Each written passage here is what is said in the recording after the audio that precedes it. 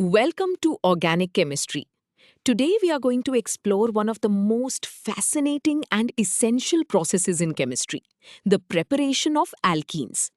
Imagine two people holding hands, but they are also carrying heavy bags. If they drop those bags, they suddenly have free hands to hold each other with a second pair of hands, forming a much stronger connection. In chemistry, this is exactly how we create a double bond. We will learn how to strip away parts of a molecule to force it to make this powerful double connection.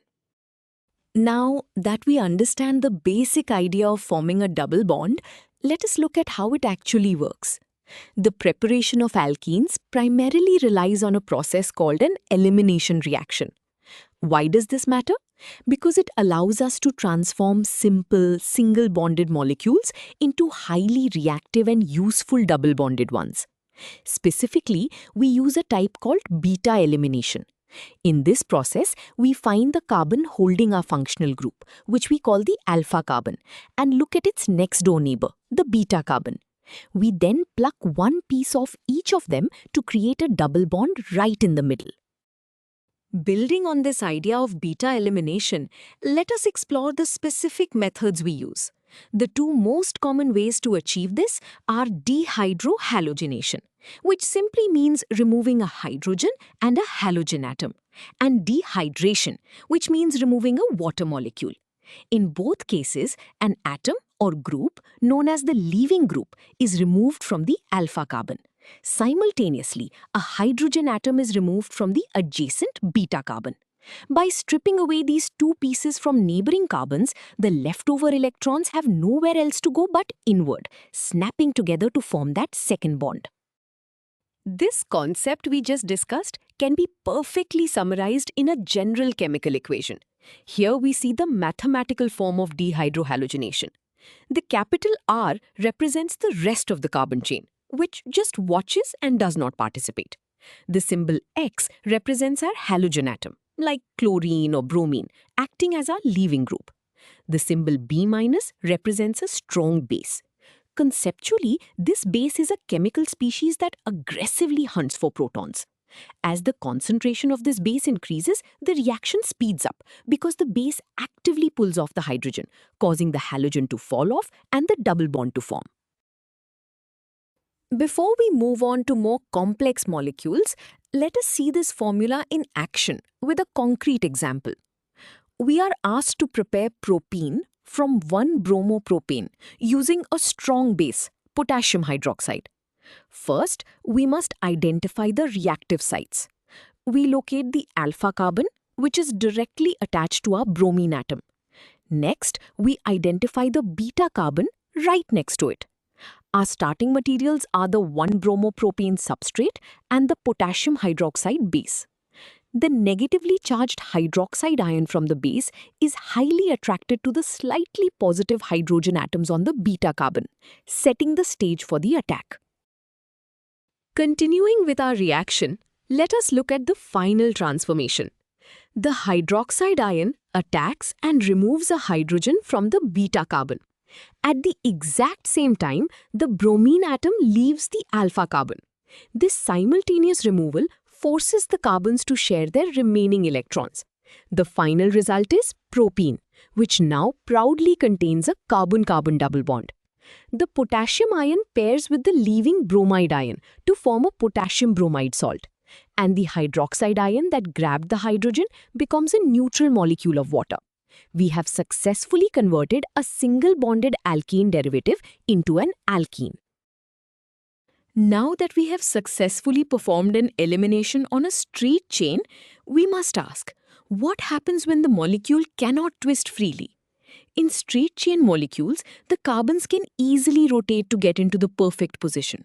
However, when carbons are locked in a ring, like a 6-membered cyclohexane ring, the rules become much stricter. For the electrons to flow properly and form a double bond, the hydrogen being removed and the leaving group must be pointing in exactly opposite directions. This specific rigid geometry is called anti-periplanar. Think of a revolving door. Two people must push on exactly opposite sides to make it spin smoothly. This strict geometric rule leads us to a critical requirement for cyclohexene rings.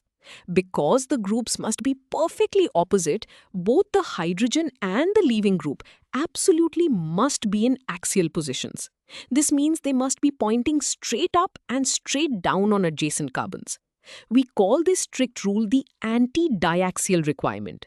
If the molecule is locked in a shape where it cannot twist to put both of these groups into axial positions, the elimination reaction simply will not happen. The electron orbitals would not overlap correctly, and the reaction would be blocked, just like a jammed revolving door. To truly understand this strict geometry, let us visualize it. Here, you are looking at a cyclohexane ring in its chair conformation. Notice the base, labeled B-, coming in from the top left. It is attacking a hydrogen atom that is pointing straight up in the axial position. Now look at the adjacent carbon. The leaving group, labeled X, is pointing straight down, also in an axial position. This provides a perfect 180-degree alignment.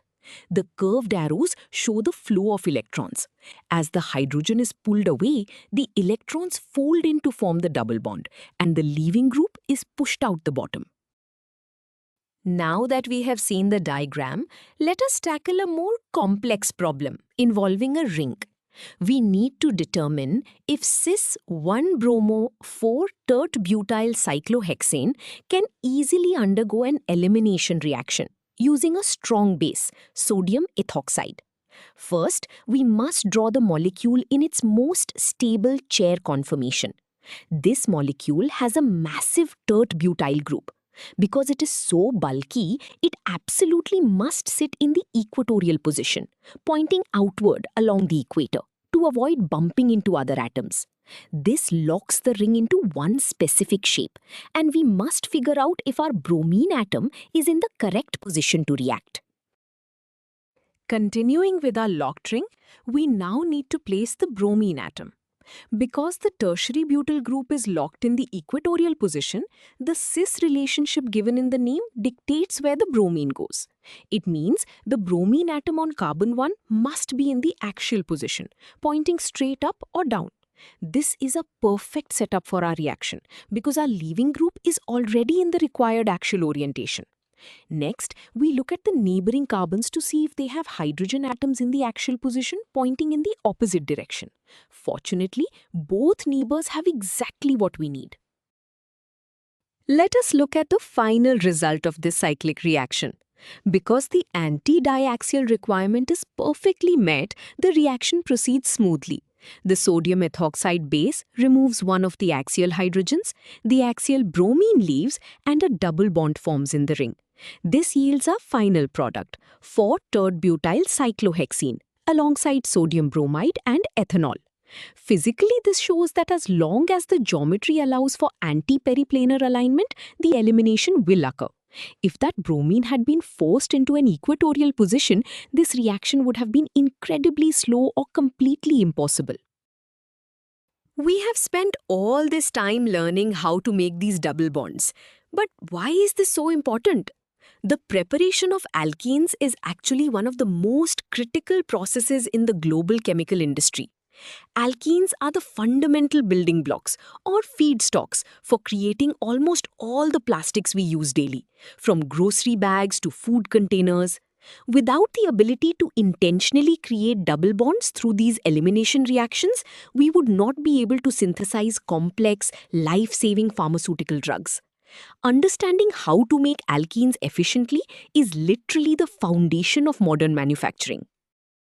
Let us take a moment to reinforce the most important ideas we have covered today. First, we prepare alkenes by forcing a molecule to undergo an elimination reaction, typically using a strong base to remove a leaving group and a neighboring hydrogen atom.